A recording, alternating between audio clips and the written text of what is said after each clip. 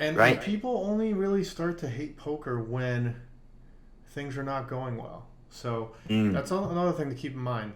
So if you find yourself like hating poker, it's probably because you're not making that much money. And if you're not making that much money, it's probably has to do somewhat with studying more, maybe playing multiple formats. There's got to be Hmm. something, right?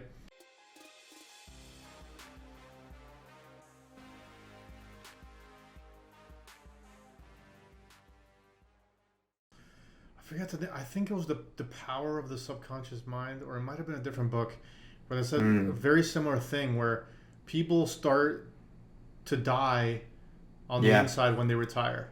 Like there's like a Yeah. direct correlation between like when people retire and like Early death. early, Yeah. yeah, mortality. Yeah. Yeah. So it's Yeah. like in the book it says like, even in your 60s, 70s and 80s, like you should be challenging your mind somehow, some way. Read Mm. books, like do things that challenge your mind. Don't just Run give up Sims. and like be like, all right, I'm just gonna. That's it. I'm watching TV for the rest of my life. Like I'm done. Don't put your hands up and surrender to just being a retired person. Like so for a lot of people, that's like the goal. Is to Yeah. like, oh, let me just like Kick my feet retire and up. do nothing No. and go on vacation mode for the rest of my life. The thing is, people think that's what they want and that'll make them happy, um, but it's not going to be the This is case. a, this is exactly it in Japan. It is very much a use it or lose it with your body and your mind, right? Hmm. It's you atrophy. Um, and they have these like close-knit communities of elderly people, and they do things like some will do the gardening, some will do the cleaning, and they all have this purpose and they enjoy that, and it keeps them effectively, it keeps them healthy. But one of the people that was spoken to in this book, I don't think he was Japanese, I think he was Polish, and he was like 115 years old or something Mm. obscene. And they asked him what his secret trick was to living to that age. Now, obviously, that's a ridiculous question. There's no way that you could possibly point to it. But his answer was really simple, was just everything in moderation, right? Mm. And that really stuck with me because I've gone through periods of like abstaining from this, abstaining from that. And it really flicked a light switch in my head. I was like, obviously, there are certain things you don't want to have any of, like Right, right, right. Yeah, radioactive, if they're really negatively affecting your life, yes, absolutely. yeah, Yeah, like I'm not about to say like a little bit of heroin is good yeah, for him, yeah, but no, yeah. no, no. Let's be honest. But things like alcohol, for example, Hmm. anything that spikes your dopamine, I think is particularly important here because too much dopamine spiking means your receptors change, your reward center is changed. It's really hard then to enjoy life because you're always looking for the next fix. You see it with kids who are addicted to TikTok, Hmm. right? The reward center in the brain is completely destroyed. But that advice really stuck with me. Everything in moderation. So, and Everything it that you reminded want to me, do in moderation. yes, Yeah. everything you want to do within reason, it loses its zeal once you actually do the terms and conditions, but they Yeah, do apply. there's some Um, terms and conditions. but Yeah. it reminded me of like, for example, at the end of the day, how I watch like half an hour of comedy, Hmm. right? And how you have like a nice meal at the end of the day. So you don't Yeah. say, here's what I'm going to do. I'll play for 5 days and I won't fucking do one single thing that I don't want. And then at the weekend, I'm going to eat shit constantly for 2 days straight. Hmm. Because that would be a very poor tactic. You wouldn't enjoy it as much. You'd have 5 terrible days, 2 days that you enjoyed, but made you feel like shit. And actually it made me realize, yeah, moderation, a little bit of things that you enjoy in very small doses interspersed throughout your life. Generally, that is like a pretty good key to enjoying yourself. And even just things like in England, there's this huge culture, Jack, of going out and getting drunk, right? Hmm. It's Canada, I'm sure, is the same. All cold countries have the same environment, right? People go, they meet somewhere indoors where it's warm and they just get shit faced Hmm. because there's not a lot to do outside. It's dark outside all the time. And I had always done that throughout my 20s and even my early Fun fact. 30s. I've always done it too, but like, funny enough, I never really fully enjoyed that. I just used to do it because I was like, oh, this is the thing to do. Everybody else is doing it. It's And just like, culturally endemic. for me, it was just more like I just want to hang out with my friends. I didn't care about the drinking aspect of it. I actually didn't really want to do that. But I just did it because it was like, when you're in 20s, like, That's what everybody that's the thing does, to do. yeah. But yeah, now I don't obviously. I don't do It it really anymore. made me, because for a little while this year I stopped drinking alcohol altogether. I just went teetotal. I was like, I'm not going to drink. I Hmm. didn't drink for months on end, not a Yeah, single drop, right? yeah, Um, and I realized actually like the problem for me was that drinking was the activity that I would go out to get drunk. right. But actually I realized what I wanted to do was go out and socialize, and that drinking is just like a part of that. It's like the lubricant. It greases the Yeah, wheels, yeah. particularly at the start, takes away that social anxiety. And what I've learned to do over time is I've learned now to go out drinking, but actually drink really slowly Hmm. throughout the entire night, so that I'm always, it's like the take the edge off amount of alcohol, but I'm not getting totally shit faced. No, I'm not making a dick of myself. no I'm not waking up the hangover. next day Yeah. with my heart beating out of my chest or any of these things. And I realized like, and if you look at the science, like the science is pretty unanimous. Like a little bit of alcohol, not so bad for you. A lot of alcohol, really bad for you. So it's just things like that, a little bit of just moderating fun things interspersed with real life. And I think that's why some people are able to play poker for such extended periods of time, and why some people burn out, right? Hmm. And my suspicion is that people who burn out, they burn bright and they burn fast. So they play like throughout their career, they'll play like 11 hours a day, like 7, 8, 9, 10 days in a row. They won't take breaks. They won't do anything else. And they fall out of love with the game. But really, I think the way to stay in the game in the long term is to take breaks little and often. You know, Hmm. if you can't put in 12 hours a day, just play 5 to 6 hours a day. Take 1 to 2 days off a week. Treat yourself often, um, and don't allow the game to become something that you hate. And I think that is the reason when I look at the people who have been in the game the longest, they're all people who don't necessarily play 25 days in a row for 10 hours Hmm. at a time. It's Yeah. people who have what I would describe as like a more healthy relationship with the game. Yeah, yeah. I mean, yeah. For anybody watching this, coming off a long break or a short break or whatever, you need to create something that's sustainable for you, and only you'll know Mm. what's actually sustainable for you. Yeah. So anybody taking a long break or a short break, we got cut off there by Zoom. Anybody taking a long break or a short break, set up a schedule that's sustainable for you. Like after all the sessions Scott and I have done, like with everybody, and like we just learned that everybody's different.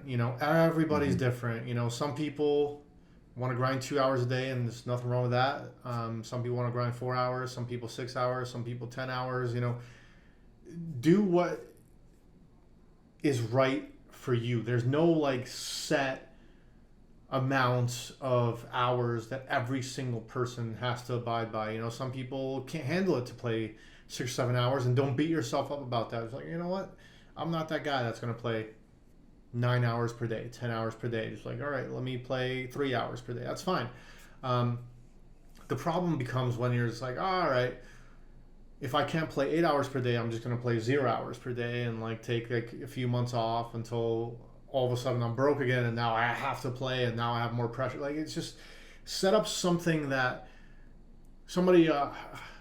There was a guy. I won't mention his name, but he once told me, he's like, treat poker like a marathon and not a sprint. So set up something sustainable that you can just a steady pace that you can go throughout the year with. Don't Mhm. sprint, because if you sprint, you're probably gonna burn out. So yeah, that'll be my final thoughts. Scott, you got anything else to add before we wrap this one No, up? that's a very common phrase at the end there, but I think that you could apply that to most things in life. Treat it as a marathon, not a sprint. Hmm. Just kind of, to be fair, the going out and drinking, the same thing. God, how many people would be saved from drunken oblivion if they just reminded themselves it's a marathon, not a sprint? I wish I knew that when I was younger. S- I would save I, myself so many different. Oh, I had so many bad drinking experiences, and now these days, I can't remember the last time I've had more than two drinks. It's been like over 5 years probably. The last time I've had it's more than two drinks. I usually have one, and that's it's like frustrating, isn't it? my once every 2 months. I'll drink like 6 times a year, and and I'll have one drink. So I have like 6 drinks per year, something like that. And like when I have the one drink, what's funny is that I actually feel kind of tipsy. You know, whereas before when I was this heavy alcoholic, I would need like 6 drinks to like really just get into it. You know, now it's like my tolerance levels are so much lower. Like as soon as I have like a few sips of alcohol, I'm like, woo, I'm in party mode. I'm like, let's roll. You know, That's the fucking dream, though, isn't it? Like that's the frustrating thing is that nobody really told us this. Like I must admit, it's one thing I'm trying to impart as much as possible on my kids. It's tough, but I am trying to say to them, like, guys, use alcohol as a tool, not it's a noun, not a verb type of thing. Don't see it as going out drinking. You're going out socializing, and alcohol is a tool to help you with that, but it can also be a weapon against you. And you could say the same thing for poker. If you play 11 hours a day, every day, that will quite quickly turn as a weapon against you, because not only is it really hard to sustain the motivation to do something like that, something which completely engulfs your life, but your sense of self then becomes inherently wrapped up in that. And when it doesn't go well, and sometimes it's not going to go well, that means in general that your life isn't going well, because that is the central part of your life. So I think it's important to segment poker as a part of your life, but not your life. So that when poker doesn't go well, other things can go well, and you don't begin to resent or hate the game. Because I think a lot of people, poker has a very high turnover. And when you look at this job, you do wonder, why the fuck would anyone ever leave this job? Yeah. Why would anyone voluntarily quit poker? If your results start to go bad, you just jump in the solvers, do some work, you get coaching, you talk to friends.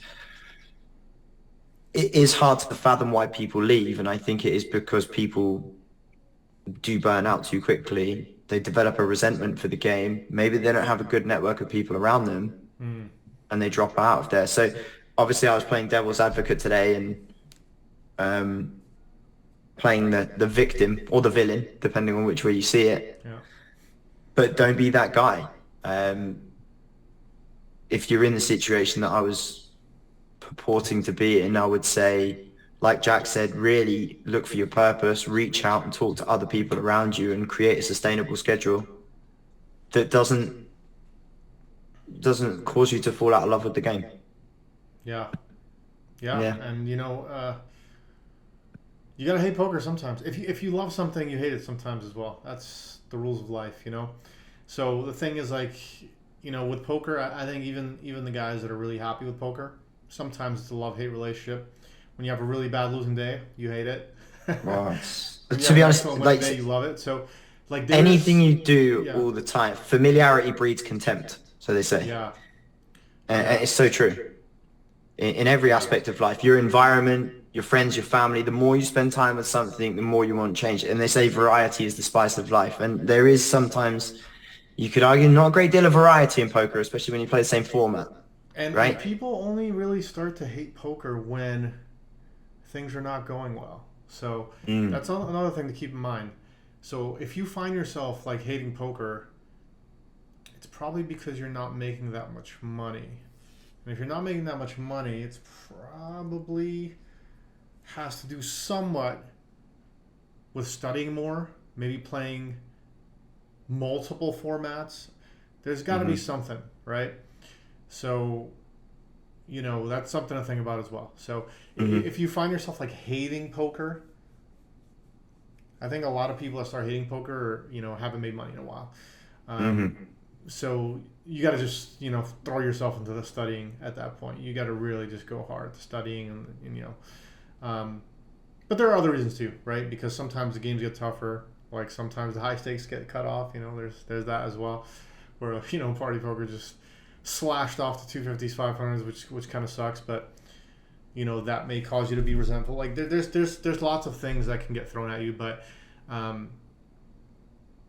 it's important to keep in mind. Compare poker to something else like a job, not to vacation mode, because you don't make money in vacation mode, unfortunately. Vacation mode is nice. You know, everyone likes to go on vacation mode sometimes. But again, vacation mode is another thing. If you go on vacation mode for 2 years, you're going to start feeling like shit, man. Like we were just talking about before. You're just... I think people think that that's the goal is to get to a point where you're in vacation mode.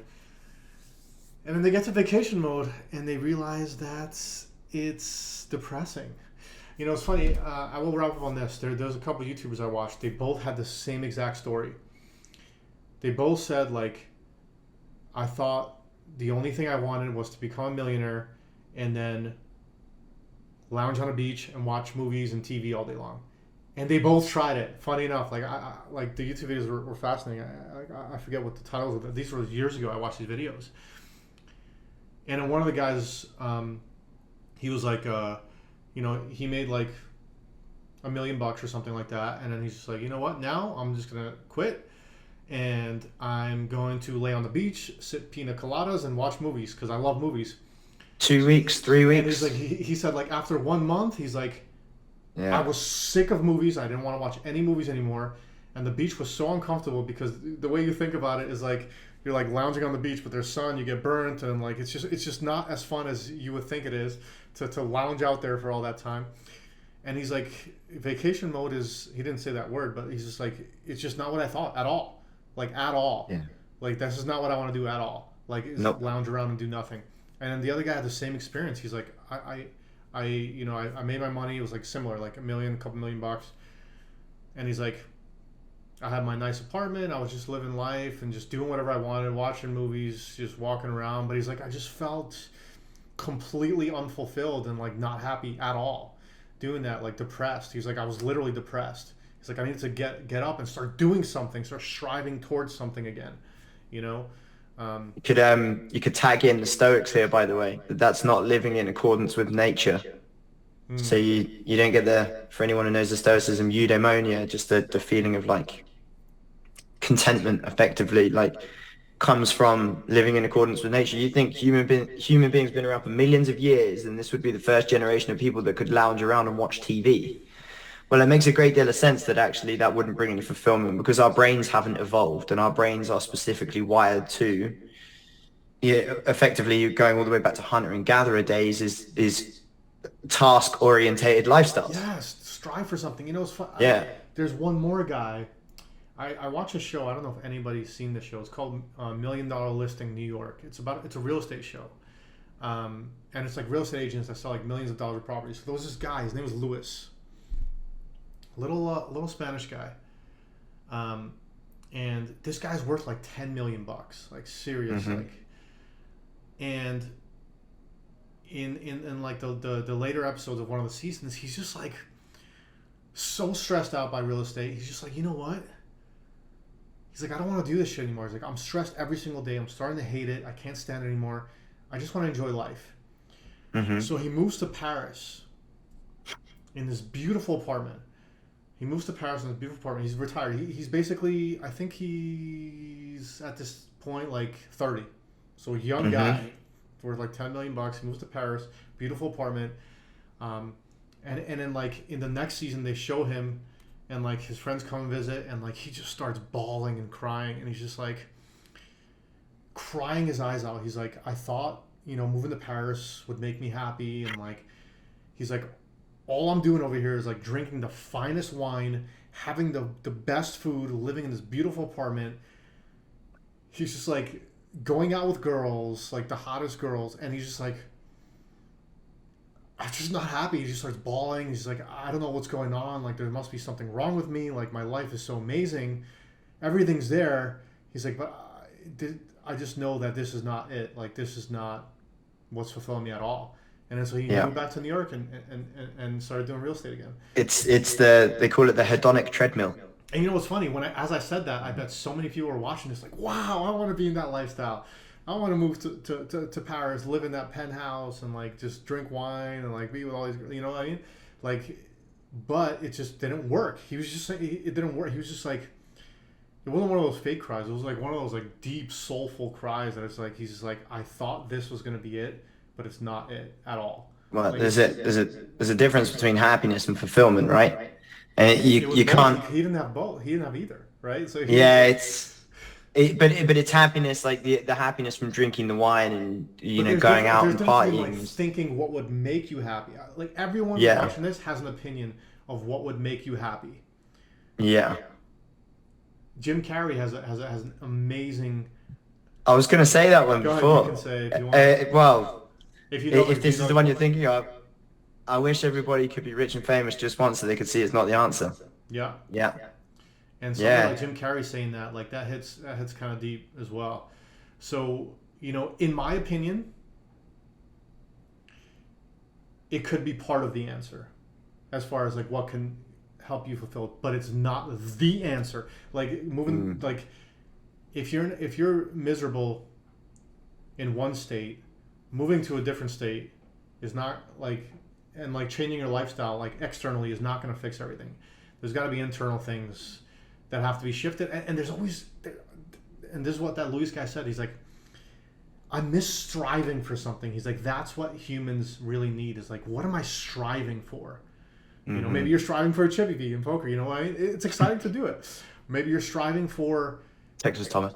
Making a certain amount of money to buy a certain something that you want, or, you know, just something. There has to be some sort of strive, some way, shape, or form.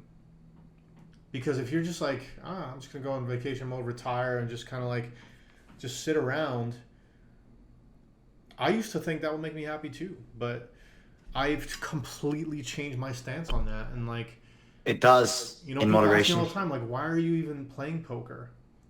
You know, because I don't need to play poker right now, right? I don't need to at all. I'm just like, I want to do something. I don't want to like just sit around and do nothing. Like, what's the point? You know, like I like playing. I like the challenge of the game. You know, actually, channeling my inner Jack Stack here, it's like you always tell me, everything in duality, right? Life is duality. So play is not fun if not compared to work, right? In the same way that if you live in England, you fucking hate the rain, you love the sunshine. So every sunny day is a massive treat. Yeah. But when you go and spend 2 weeks on a holiday, on a vacation, and it's sunny every single day, this is a joke amongst British people, right?